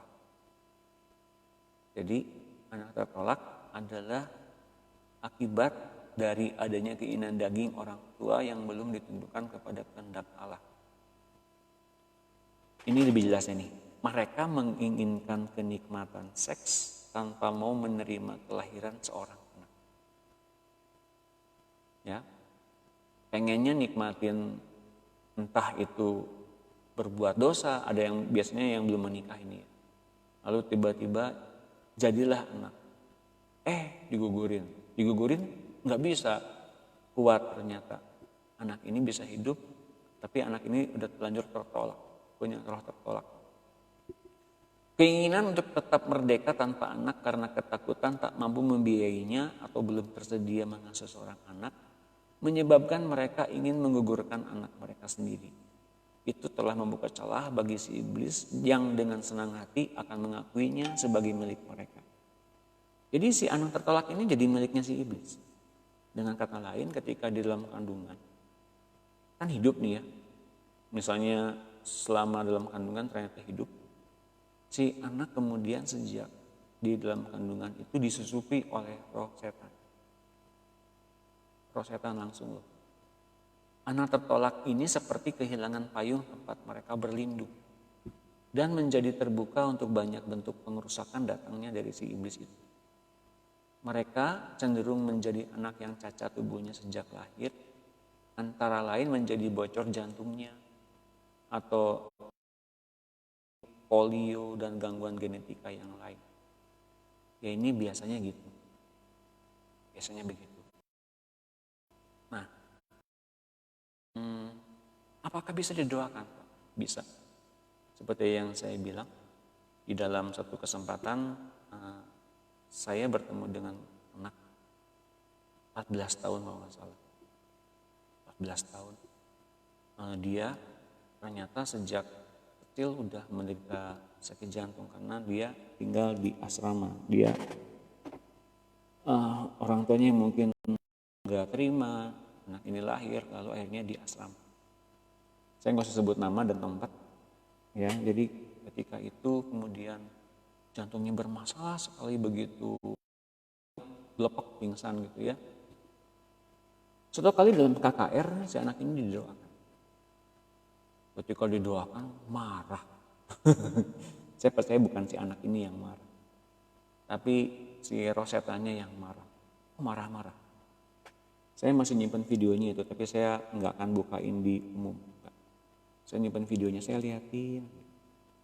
Waktu hari itu saya doakan. Kami doakan. si yang marah ini, tiba-tiba Roh Kudus suruh saya untuk sembuhin jantungnya si roh marah. Kamu yang roh marah-marah ini, aku sekarang sembuhkan jantungnya, tidak ada lagi jantung yang salah, sakit, dalam nama Tuhan. Wah, masih akhirnya ini mereda, videonya masih ada tuh, mereda. Lalu kemudian saya disuruh doain sekali lagi, rupanya buat anak ini. Nah, anak ini saya doakan, kami doakan dalam nama Tuhan Yesus. Saya sebutin namanya. Aku berkati engkau, aku ciptakan jantung yang baru. Tenang dia. Tiba-tiba setelah sudah selesai KKR dan saya pulang ke Bandung, itu di luar pulau, pulang ke Bandung, saya dapati kabar anak ini kalau turun naik sekolah, biasanya lemah, sekarang lebih jago, lebih kuat dibanding teman-temannya yang lain. Wow, luar biasa. Tepuk tangan buat Tuhan. Tepuk tangan buat Tuhan lagi. Nah, mengapa bisa begitu? Karena si anak pengen didoakan, si anak menyerahkan diri untuk didoakan. Dan ketika pemulihan terjadi karena orang tersebut mau dipulihkan, mau didoakan, bisa terjadi mujizat. Nah, kalau Bapak Ibu sekalian rasanya ada satu ingin terlepas, Anda mesti tahu apa dulu yang perlu dilepaskan dan itu salah. Pasti terlepas kok dan pasti sembuh. Amin. Semua bisa dipulihkan dan disembuhkan oleh kuasa darah Yesus. Nah, lihat ini. Pada waktu sebuah sperma menjadi satu dengan sebuah ovum, telah terbentuk sebuah roh manusia yang baru. Dengan cara itu ya, dengan cara adanya pembuahan dari sel telur pria kepada ovum. Keinginan untuk menggugurkan janin ini adalah penolakan terhadap kehadiran mereka di bumi. Atau dikejar atau disebut sebagai abortus, penggagalan. Nah, kalau ternyata ada abortus yang artinya penggagalan, maka kemudian di kemudian hari enggak heran kalau kemudian si anak mempunyai roh kegagalan terus-menerus. Baik kegagalan dalam finansial, kegagalan dalam rumah tangga, kegagalan dalam berhubungan dengan orang-orang, dalam sosialnya, gagal terus. Dan juga orang tuanya pun mengalami kegagalan. Kegagalan dalam rumah tangga, kegagalan dalam berkeluarga. Si perempuan punya roh frigid, roh dingin, dan mempunyai siklus menstruasi yang kacau, dan kemudian mempunyai penyakit keputihan menahun. Atau punya sakit di daerah perut yang lama, biasanya kemudian muncul yang namanya miom atau kiste. Itu biasanya gitu. Oh, banyak sekali. Dan kalau di suami, kalau suaminya pernah menggugurkan kandungan gitu ya dengan istrinya, kerja apapun jeblok, gagal terus, nggak ada duit, dibikin gagal. Oleh siapa? Oleh si jahat. Niat untuk menggugurkan seorang anak sudah merupakan pembunuhan anak itu sejak di kandungan. Ketika lahir, anak ini cenderung dikejar roh maut. Sejak lahir, anak ini cenderung dikejar roh maut. Dikejar-kejar terus, dibikin stres terus. Nah, saya seringkali dalam doa-doa tertentu, doa pelepasan, ada gambar kuburan, ada gambar rumah reyot, ada gambar tentang air modal kemana-mana, airnya kotor, ada rumah berantakan. Nah, biasanya ini gambarnya roh maut itu seperti itu. Nah, orang-orang yang sering didoakan itu biasanya dia nggak sadar, dia pernah ditolak ketika dalam kandungan oleh mamanya, oleh papanya, oleh orang tuanya. Dia nggak sadar, bahkan nggak tahu. Pak, tahu dari mana kok ternyata roh penolakan itu ada dalam diri saya? Ya, kalau Anda mempunyai dikejar-kejar oleh maut dan Anda nggak tahu itu roh maut, ini ciri-cirinya. Anda ingin tidur nggak bisa, ingin tidur cepat nggak bisa, ingin cepat malam cepat, kejadian pengen cepat pagi, pengen pagi pengen cepat malam. Kerja pun Anda serabutan, dikejar-kejar target terus menerus, dikejar-kejar ditekan oleh semua deadline, terus Anda kemudian ngadepin orang-orang yang seolah-olah semua dunia tuh nyebelin Anda gitu. Itu ngomongin saya, padahal nggak ngomongin kita, ngomongin seseorang. orang lain diomongin, tapi kitanya ngerasa jangan-jangan ngomongin saya. Bikin status di Facebook gitu ya, seseorang nulis, langsung orang ini akan komen. Itu maksudnya kepada saya ya, ngapain sih Anda bilang-bilang gitu kepada saya? Oh, gitu ya. Itu contoh-contoh ketertolakan yang dipunyai seseorang. Apakah Bapak Ibu sekalian ngalamin yang begituan? Kalau ngalamin, aminkan, nanti kita akan doa. Karena kalau betul-betul ngalamin begitu mesti dilepasin Bapak Ibu sekalian. Kenapa? Kalau kita betul-betul ngalami itu dan tetap dipertahankan terus, Anda akan sulit berhubungan dengan orang-orang. Yang pertama itu, dan yang kedua, jiwamu rusak. Enggak pernah beres. Pasti ada kecurigaan-kecurigaan meskipun orang itu pengen bantuin Anda. Ada orang yang pengen bantuin, tapi kitanya udah punya paradigma sendiri. Jangan-jangan ada maunya. Itu tuh perlu diberesin. Ya, itu namanya roh tertolak. Bilangan 12 ayat 10. Dan ketika awan telah naik dari atas kemah, maka tampaklah Miriam kena kusta, putih seperti salju. Ketika Harun berpaling kepada Miriam, maka dilihatnya bahwa dia kena kusta. Lalu kata Harun kepada Musa, Tuanku, janganlah kiranya timpakan kepada kami dosa ini yang kami perbuat dalam kebodohan kami. Janganlah kiranya dibiarkan dia sebagai anak gugur yang pada waktu keluar dari kandungan ibunya sudah setengah busuk dagingnya. Anak gugur, anak tertolak sebagai anak gugur. Biasanya terjadi seperti kalau betul-betul dikuret atau dipakai obat tertentu ya, pencahar gitu. Itu sebagai sebagai bentuk-bentuk daging keluar dari rahim. Anak serpihan-serpihan dalam bentuk daging. Jadi dagingnya dipaksa keluar meskipun dalam kondisi apapun dipaksa keluar. Jadi dalam wujud serpihan-serpihan. Nah, biasanya bagi orang-orang yang memang terikat oleh si setan, dukun-dukun biasanya, anak-anak gugur ini sering dipakai menjadi tuyul-tuyul. Ini benar terjadi. Untuk kemudian dipakai oleh kuasa-kuasa gelap untuk membuat untuk diperbudak mengikuti keinginan si dukun ini. Nah, ini bukannya satu hal yang mitos atau bagaimana, ini terjadi. Suatu kali saya diundang ke satu tempat. Pak, saya tuh kehilangan uang terus-terusan. Oh iya? Mau disimpan di berangkas, hilang. Di Alkitab, hilang juga. Sampai cincin kawin hilang. Wah, ini mah, saya bilang gitu ya. Yuk kita doakan sama-sama. Saya nunggu suaminya dulu, waktu itu hanya ada istrinya. Lalu pas suaminya datang, kita doa sama-sama. Kita minta pengudusan rumah dari Tuhan, lalu kemudian ada yang namanya, itu yang tadi saya bilang, ada roh jahatnya yang seperti itu. Lalu ada, pokoknya siluman-siluman ada semua. Ditahirkan, dikuduskan. Yang terjadi adalah ketika 2, 3 hari, 4 hari, saya cek terus tanya sama si anaknya. Nggak ada, aman Pak, aman. Udah nggak ada kehilangan uang lagi. Aman. Sampai di tahun ke-8 ini nggak ada lagi apa. Bapak Ibu sekalian, ternyata apa yang terjadi? Ada sebagian dari mereka yang dipakai untuk berbuat kejahatan dan dipakai sebagai kaki tangan si setan.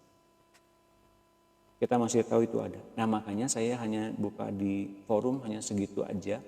Untuk penuntasan yang lebih dalam lagi, silakan Anda daftar di inbox saya untuk masuk dalam close group pengajaran untuk level yang pendoa, pelayan Tuhan, pengerja, agar kita semua diperlengkapi. Bukan saya pilih-pilih sih, semua orang boleh datang asal mau diajar dan mau belajar. Dan kalau bisa pernah ngikutin online ini 10 kali ke belakang gitu, 10 sesi ke belakang. Itu baru dapat gambarannya. Jadi nggak gambaran yang aneh-aneh, nggak nanya yang juga keluar dari jalur. Dan saya harapkan yang mau diperlengkapi ini benar-benar mau diperlengkapi karena tujuannya hanya untuk kemuliaan Tuhan, tubuh Kristus, dan semuanya gratis. nggak saya pungut bayaran. Meskipun asal kuotanya ada Bapak Ibu sekalian, maka saya nanti akan pakai fasilitas Google Hangout, nggak pakai Facebook lagi, tapi Google Hangout atau Google Meeting atau Google Meet. Tapi saya rasa pakai Google Hangout. Jadi Bapak Ibu sekalian boleh kami undang, silakan datang. Siapa saja boleh bergabung. Kalau lebih dari 100, ya udah pakai close group Facebook. Tapi kalau lebih dari 200, ya Facebook juga. Oke, itu sepintas saja. Saya nggak mau lebih dalam. Lebih dalam itu nanti kontennya terbatas, bukan konten untuk umum. Pengkhotbah 6 ayat 3, jika orang memperoleh 100 anak dan hidup lama sampai mencapai umur panjang, tetapi ia tidak puas dengan kesenangan, bahkan tidak mendapat penguburan, kataku, anak gugur lebih baik daripada orang ini. Sebab anak gugur itu datang dalam kesia-siaan dan pergi dalam kegelapan, dan namanya ditutupi kegelapan. Jadi kasihan loh, anak tertolak itu nggak diakuin, nggak diterima oleh orang tuanya. Kemana mereka? Ke surga? Enggak. Jadi ngapain? Dipakai sama si jahat. Nah ini bahayanya Bapak Ibu sekalian. Adakah kita tergerak untuk tidak melakukan pengguguran kandungan? Gitu loh. Apakah penting pengguguran kandungan? Pak, saya ada kalau mesti dilakukan pengguguran kandungan karena hal medis tertentu gimana? Ya minta sama Tuhan. Betul-betul minta sama Tuhan. Jangan sampai kalau bisa kitanya yang punya kesempatan untuk menggugurkan kandungan gitu. Kalau bisa dipertahankan. Mengapa sangat penting untuk kita ketahui ini, anak gugur ini datang dalam kesia-siaan, pergi dalam kegelapan dan namanya ditutupi kegelapan. Kasihan, nggak diakui. Nah, seseorang yang pernah ngalamin, yang namanya pernah ngalamin pengguguran kandungan atau aborsi, itu masih di langit, betul-betul didoakan secara tuntas. Jangan sampai ternyata yang bersangkutan, orang tuanya itu mengalami kegagalan dalam finansial, rumah tangga, dan bahkan dalam hubungan suami istri. Pengkhotbah 6 ayat 3. Ya. Oke. Nah, ini saya juga akan ngebahas lebih dalam di konten berikutnya, karena yang saya akan bahas sekarang tadinya adalah apa itu banci dan tomboy. Nah, ini saya akan ngebahas, nanti aja bahasnya, karena ini akan masuk ke dalam close group.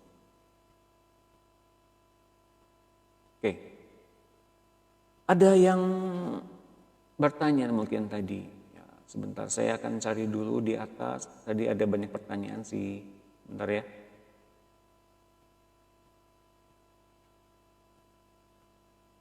Oke, sebentar saya akan cari dulu pertanyaannya. Di mana nih? Tadi ada pertanyaan-pertanyaan. Pak, tolong bantu dalam doa keluarga saya, untuk hati saya agar selalu bisa kuat dan suami saya agar selalu di jalan Tuhan, selalu menghargai pernikahan dan bisa lebih sayang. Ya, oke. Ini kita akan doakan sama-sama secara khusus bagi ibu-ibu yang hadir pada saat hari ini. Ya, ada yang muntah tadi, atau ada yang bersendawa, ada yang anginnya tiba-tiba keluar, atau tiba-tiba ada yang merasa ingin mual-mual gitu. Silakan ya, sepanjang ibadah ini memang difungsikan seperti begitu, pelepasan. Saya akan bahas nanti banci dan tomboy di close group saja. Ini bahasanya sangat dalam. Jadi kalau ada yang mau berminat, silakan. Barangkali Bapak Ibu sekalian ingin diperlengkapi, nanti gabung ya di close group. Peristiwa yang serupa inilah, kita akan bahas tentang yang namanya apa itu reinkarnasi. Apakah reinkarnasi ada dalam kekristenan? Tidak ada, tapi ada beberapa yang percaya. Ya sudah, nggak apa-apa, kita akan bahas apa itu reinkarnasi. Apa itu inkarnasi dan apa itu kelahiran baru. Karena saya melihat gejala-gejala di dalam grup rohani ini sedang ada banyak peringatan tentang adanya inkarnasi Tuhan. Apakah Alkitabiah apa tidak? Saya bilang itu Alkitabiah, tapi ajaran yang itu enggak Alkitabiah. Nanti kita akan ada bedanya dengan jelas. Oke, peristiwa yang serupa inilah yang sebenarnya terjadi sehingga beberapa bangsa tertentu menganut kepercayaan bahwa apakah bisa orang-orang yang telah meninggal menitis ulang atau reinkarnasi dalam kehidupan di dunia ini. Apakah benar ada reinkarnasi? Ada orang-orang yang memang kemudian telah meninggal didoa. Ada yang mendoakan kembali orang-orang tersebut agar masuk ke dalam diri seseorang anak hingga ia lahir memiliki karakteristik orang-orang yang sudah meninggal lama sekali tersebut. Kok bisa ya? Jadi apakah itu benar bisa terjadi, Pak? Misalnya ada seorang pemuka tertentu kemudian diundang masuk ke dalam diri seorang anak kecil, lalu anak kecil ini mempunyai karakteristik sama dengan si orang yang telah meninggal ini. Kok sama persis? Bahkan tanda-tanda lahirnya sama. Seolah-olah seperti adanya reinkarnasi. Nah, Alkitab tidak menjelaskan soal reinkarnasi seperti itu. Tapi bisa saja Bapak Ibu sekalian, ada dua roh bersama-sama dalam satu tubuh. Roh yang mendatangi itu lebih dominan dari roh aslinya. Dan ini bisa terjadi dari orang-orang yang mempunyai seolah-olah begini. Saya sebetulnya pria, tapi kok saya ingin berdandan seperti perempuan ya? Saya tuh pria loh, tapi kok saya rasanya seperti berdandannya seperti ingin jadi perempuan. Atau kebalikannya, saya tuh perempuan, tapi kok saya senangnya ngebengkel. Saya senangnya seperti berdandan seperti pria, pengen ngembuhin kumis lah, atau gimana. Saya tersisa loh Pak. Nah ini diantaranya, kok bisa terjadi seperti begitu? Ada roh yang dominan menguasai roh aslinya. Nah, pemahaman seperti begini rupanya sempat ada dalam diri orang-orang di masa-masa di perjanjian baru. Lukas 9 ayat 7. Herodes, raja wilayah, mendengar segala yang terjadi itu dan ia pun merasa cemas. Sebab ada orang yang mengatakan bahwa Yohanes telah bangkit dari antara orang mati. Ada lagi yang mengatakan bahwa Elia telah muncul kembali. Dan ada pula yang mengatakan bahwa seorang dari nabi-nabi dahulu telah bangkit. Jadi pemahaman seperti itu tuh muncul ada di reinkarnasi itu ada pada masa-masa dulu. Elia muncul lagi. Ya. Lalu kemudian nabi-nabi dulu tuh ada menitis ulang lagi kepada orang-orang yang hidup. Nah nanti kita akan bahas.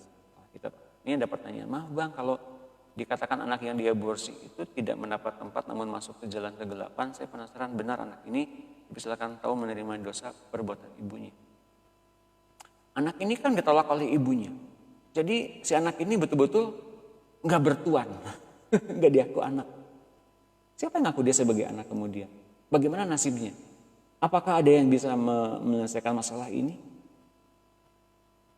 Kita akan bilang hanya Tuhan yang bisa. Tapi gimana caranya? Ya pokoknya berdoa sama Tuhan saja. Nah oke, kok berdoa sama Tuhan caranya bagaimana? Tuhan sudah jelaskan caranya bagaimana. Apakah kita mau melakukannya? Itu saja. Nah tentunya untuk melakukan itu Tuhan udah jelaskan sih caranya bagaimana. Cuma dengan cara-cara tersebut kita akan mulai praktek kepada orang-orang tertentu di close group, dibekali, diperlengkapi. Gini loh caranya, ini ayatnya ada, jangan takut. Asal lakuin dengan betul. Dan sebetulnya di antara Bapak Ibu sekalian di sini sudah pernah saya doakan secara khusus begitu dan betul ternyata berhasil. Padahal saya nggak tahu. Beliau pernah menggugurkan kandungan tapi Roh Kudus bilang, ini pernah gugurin kandungan, beresin. Anaknya beresin juga. Bisa, ternyata Bapak Ibu sekalian. Nah jadi saya nggak bilang ini sebagai satu kebenaran yang diungkap di umum, enggak, tapi hanya lewat close group saja, kalangan tertentu yang mau belajar silakan, boleh. Oke. Nah, berbeda dengan Tuhan Yesus, ya, karena ia bukan dari hasil pembuahan sperma laki-laki, bukan dari pembuahan antara Yusuf dan Maria, maka tidak terbentuk satu roh sebelum roh Tuhan Allah memasuki satu sel telur dalam rahim Maria dan membentuk tubuh bayi Yesus di dalam rahim Maria. Ngerti nggak sekarang? Jadi Yesus itu datang jadi manusia dengan cara Tuhan Allah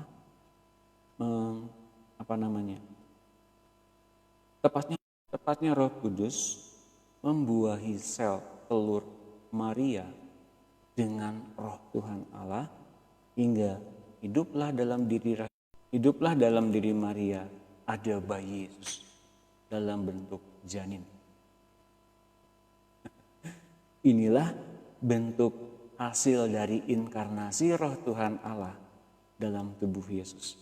Jadi dalam tubuh Yesus itu nggak ada terbentuk roh sebelumnya, nggak ada. Itu betul-betul telur yang dihasilkan dari Roh Kudus yang membuahi ovumnya Maria. Jadi Maria tidak mengalami pembuahan sebelumnya, betul-betul Roh Kudus menaungi engkau, memberikan kepada Maria kehamilan supernatural. Tanpa pembuahan dari sel telur laki-laki, Maria bisa hamil. Dan maka sebabnya Bapak Ibu sekalian satu kebenaran, the truth is ketika Ron Wyatt menemukan tabut perjanjian di Yerusalem, tepatnya di dalam gua Zedekia di Yerusalem, beliau menemukan tabut perjanjian. Ternyata itu tabut perjanjian. Lalu ketika itu ada 10 orang atau berapa orang diutus untuk mengambil tabut perjanjian itu. Mereka pakai baju imam semua, mati di gua itu Bapak Ibu sekalian, mati betul-betul. Karena memang itu tempat yang kudus. Saya teringat tempat yang kudus itu memang harus betul-betul kita layak dan masuk ke dalamnya dengan kekudusan dari Allah. Saya diingatkan berulang-ulang itu terus-menerus panjang hari ini. Nah, ketika Ron Wyatt kemudian bertanya, Tuhan kenapa? Saya ingin berbuat baik loh. Entah apapun keinginanmu, silakan tunjukin. Tiba-tiba ada seorang laki-laki datang ke gua itu, di tengah-tengah gua mana ada laki-laki tiba-tiba pakai jin, pakai baju flanel, tiba-tiba datang, "Hey, Ron Wyatt, God bless you." Gitu. Oh ya, jadi dia kemudian pertemuan dengan orang itu sebagai tanda bahwa ia memberanikan diri masuk, mengambil bentuk sampel darah di atas tabut perjanjian itu. Dan kemudian ia datang ke Tel Aviv lalu memberikan sampel darah itu kepada temannya di lab. Di lab itu kemudian ditanya, ini darah siapa? Pokoknya cek gimana caranya. Oke, tunggu 2 kali 24 jam biar kami kocok darah ini biar nanti ketahuan ini darah-darah siapa. Oke, si Ron Wyatt gak kemana-mana, tinggal di lab itu aja, di luar lab terus-terusan selama 2 kali 24 jam. Sampai hasil itu keluar, tiba-tiba si dokternya keluar ruangan sambil dia bertanya, darah siapa ini? Darah siapa? Bilang terus terang. Ya kenapa? Darahnya hidup kembali. Selama ribuan tahun ternyata darah itu hidup kembali. Darah siapa ini? Wah, ketika itu Ron Wyatt bilang sampai nangis. This is the blood of your Messiah. Ketika Ron Wyatt bilang begitu tuh sambil dia ngobrol-ngobrol sama si petugas lab. Ada keanehan tertentu selain hidup darah ini. Ya, darah ini mengandung hanya sebagian dari gen manusia. Hanya ada gen perempuannya saja. Gen laki-lakinya enggak ada. Hanya setengah.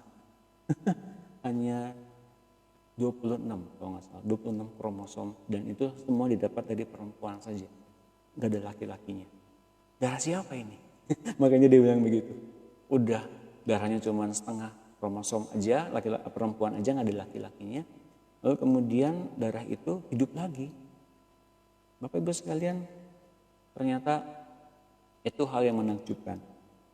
Bahwa ternyata terbukti Yesus datang sebagai manusia dan ia betul-betul tidak melalui pembuahan laki-laki.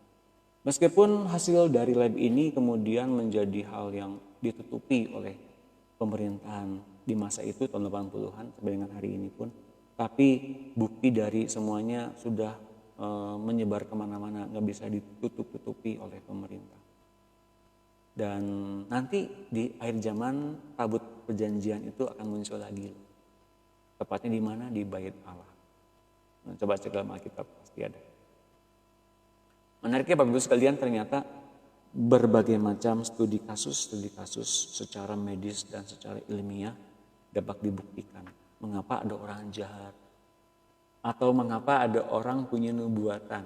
Orang biasa tapi punya nubuatan. Orang biasa tapi bisa meramal. Dan meramalnya jadi, bukan meramal sebetulnya, tapi dia melihat di kemudian hari itu akan begini-begini. Atau ada pencuri, dia bisa gambarin tanggalnya berapa kecuriannya, apa yang dicuri. Dia bisa gambarin hanya begitu, tiba-tiba pencurinya ada di sini. Ketika polisi tangkap, datang ke tempat itu ternyata ada pencurinya, pasti seperti apa yang digambarkan si orang. Nanti saya akan bagikan. Dan itu semua alkitabiah. Tabut perjanjian itu adalah lambang kehadiran Allah di tengah-tengah bangsa Israel secara mobile. Ada dua lambang kehadiran, satu ada tabut perjanjian, satu tabernakel. Nah, yang sering dibawa kemana-mana oleh bangsa Israel, termasuk pada saat peperangan, itu tabut perjanjian. Isinya adalah dua loh batu, tunas Harun, tongkat Harun yang bertunas. Ada mana dari surga. Ada mana dari surga. Isinya ada di situ semua. Nanti ngalamin sendirilah. Nanti baca ya. Oh, ini pertanyaan yang bagus, Ibu Hilaria Ria. Oh, berarti benar ada orang indigo ya? Ya. Orang indigo muncul baru pada tahun 1979 ke atas. Tidak akan muncul sebelumnya. Indigo itu ada. Apa itu indigo? Apa itu autisme? Apa itu semuanya? Nanti akan dijelaskan di bab-bab setelah ini. Dijelaskan Bapak Ibu sekalian. Dan kita bisa memahami. Dan saya pernah bertemu dengan beberapa anak indigo. Mereka betul-betul punya kemampuan khusus. Mereka bisa melihat apa yang tidak kita lihat. Dan bila mereka diberikan pengertian yang benar oleh kerajaan Allah, dia sangat membangun kerajaan. Waktu itu ada seorang anak namanya, nggak saya sebutkan namanya. Tiba-tiba ketika dia naik motor sama mamanya, "Ibu, mah, itu ada yang ngikutin dari Alfamart." Wah, oh, berhenti. Sekarang di mana orangnya? Ada, berhenti di situ, diam juga. Naik motor lagi, wah ketakutan. Wah, dipanggillah saya, dipanggil ke rumahnya. "Pak, Pak pengen tahu kenapa anak ini." "Oh iya, nggak apa-apa." Ya ngobrol aja gini. Hah? Nah, saya ngomong gini sama si anak ini. "Oke, sekarang Om bisa nutupin semuanya oleh bantuan Roh Kudus. Kamu gak bisa lihat lagi, tapi kamu rugi kalau kamu gak lihat, kamu gak bisa bantuin orang dan Tuhan butuh kamu. Kalau kamu ternyata bisa dipakai sama Tuhan, membantu banyak orang oleh karena bakat kamu ini," gitu ya, saya bilang begitu ya, bahasa yang dimengerti anak-anak.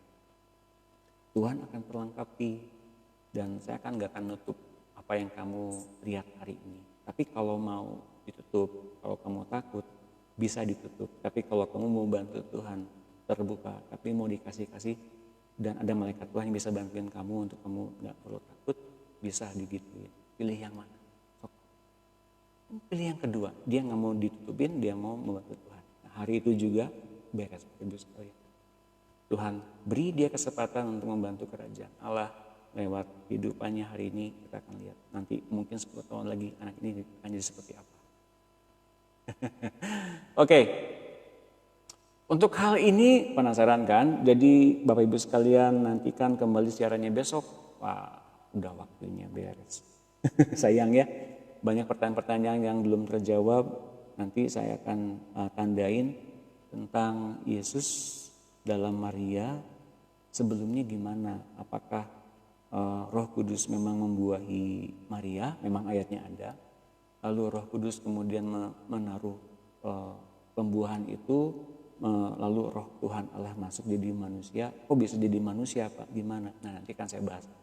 Besok jam 17 WIB, waktu yang sama, dan kita akan doa lagi lebih dalam lagi ya besok tentang roh tertolak. Dan bagi Bapak Ibu sekalian yang diberkati dengan acara ini, silakan sharekan kembali acara ini kepada teman, Bapak, Ibu sekalian dan juga keluarga. Dan silakan bagi yang berminat diperlengkapi untuk secara close group, silakan tuliskan nama Bapak Ibu sekalian di inbox, nanti saya akan masukkan ke grup. Ini bukan pilih-pilih sekali lagi, tapi bagi Bapak dan Ibu yang mau melayani tubuh Kristus. Akan muncul karunia-Nya, akan muncul karunia rohnya kalau Anda semua punya hati untuk melayani tubuh Kristus. Tapi nggak akan muncul kalau kita hanya ingin tahu aja gitu. Nggak akan muncul. Jadi sayang banget kalau ternyata kita ingin tahu aja tapi nggak pengen praktek. Sampai di akhir acara, kita akan berdoa dan kita akan minta hadirat Tuhan terus menerus untuk kita senantiasa dikhususkan dalam pekerjaan-pekerjaan Tuhan ya. Haleluya. Bapak, kami bersyukur, berterima kasih sepanjang pertemuan ini Kau bicara banyak, Kau berikan kami isi hatimu, kerinduanmu, panggilan-panggilanmu, dan ingatkan kami apa yang salah, apa yang perlu kami bereskan bersama-sama dengan Roh Kudus, berikan kepada kami hikmat-Mu, pengajaran-Mu. Tuliskan kepada kami di hati kami yang baru keinginan-Mu, kerinduan-Mu itu Bapak. Kami mau dikhususkan, kami mau mendekat terus, dan kami mau tinggal di hadirat-Mu sebagai anak-anak yang dikuduskan dan dikhususkan dan mempunyai hati yang setia seperti Tuhan Yesus. Dan mari Tuhan Yesus, Kau yang hidup dalam diri kami sebagai Tuhan, sebagai Juru Selamat, Engkau yang menyelamatkan kami dari pikiran-pikiran yang buruk, bahkan pikiran-pikiran yang jahat. Pindahkan kami ke dalam kesadaran yang penuh bahwa kami adalah orang-orang yang telah ditebus oleh darah-Mu, hingga kami tidak hidup lagi dengan sia-sia, apalagi ceroboh. Kami bahkan diampuni dan dilupakan kesalahan. Kami mau hidup seperti Engkau Tuhan. Kami mau dikuduskan oleh firman dan kebenaran. Oleh karena itu Tuhan, mandikan kami sepanjang malam ini, mandikan kami oleh firman dan kebenaran. Buat kami ngalamin kasih. Dan Roh Kudus, kami mengasihi-Mu.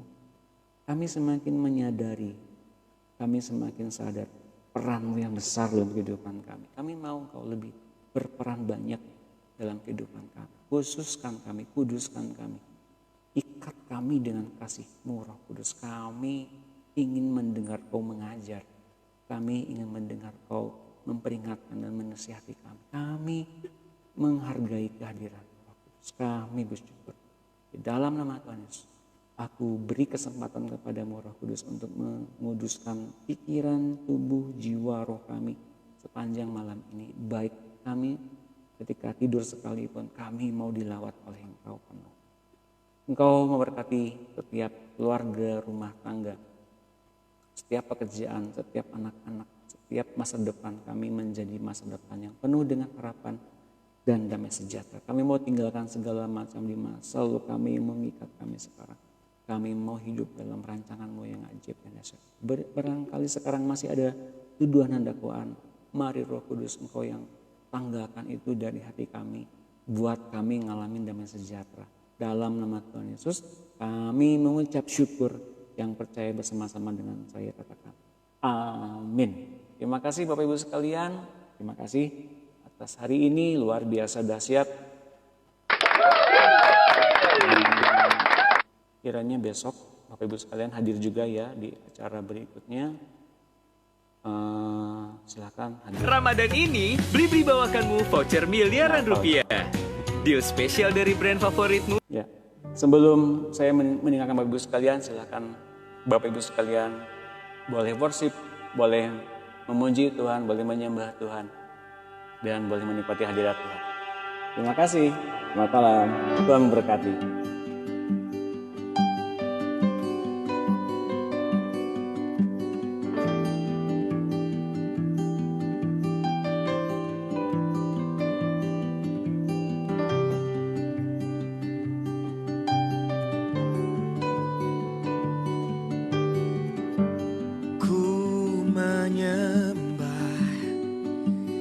Dalam kudus hadirat-Mu,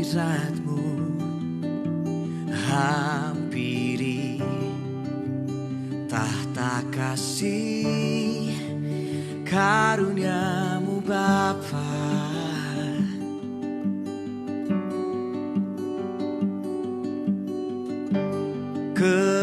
kekuatanku hanya dalam hadirat-Mu, Yesusku. Hanya Kaulah segalanya.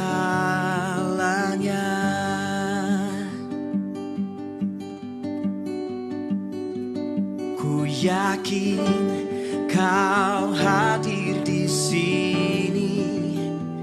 Ku rasakan kuasa yang tak terbatas. Ku yakin Kau nyata di sini. Kemenangan terjadi di sini.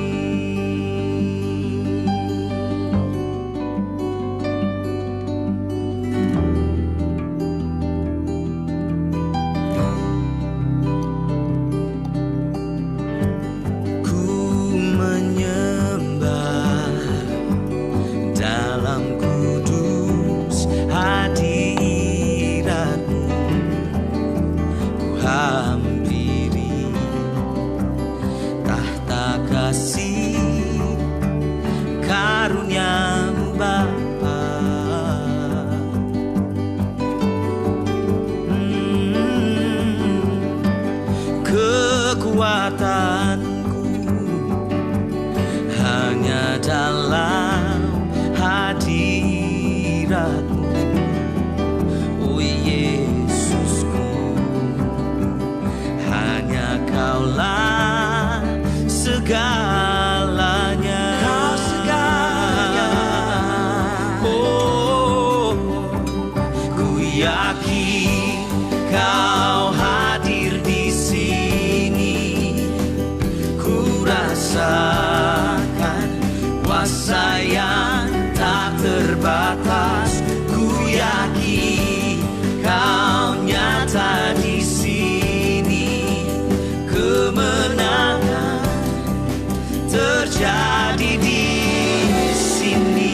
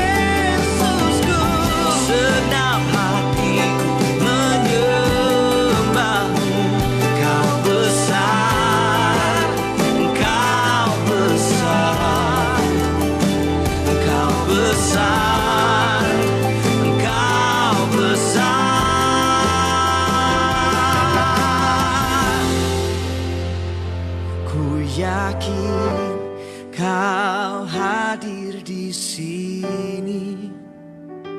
Ku rasakan kuasa yang tak terbatas. Ku yakin Kau nyata di sini.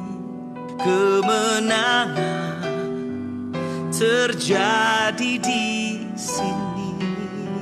Kesembuhan terjadi di sini. Kelepasan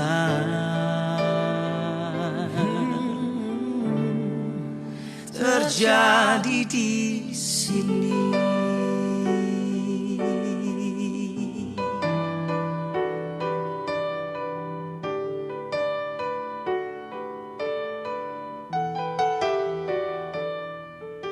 Ku tinggikan Engkau, Raja yang duduk di atas tahta. Engkau mulia, ajaib dan heran ku kagum akan Engkau Tuhan. Ku tinggikan Engkau Raja yang duduk di atas tahta. Engkau mulia, ajaib dan heran ku kagum akan Engkau. Ku kagum akan Engkau Tuhan.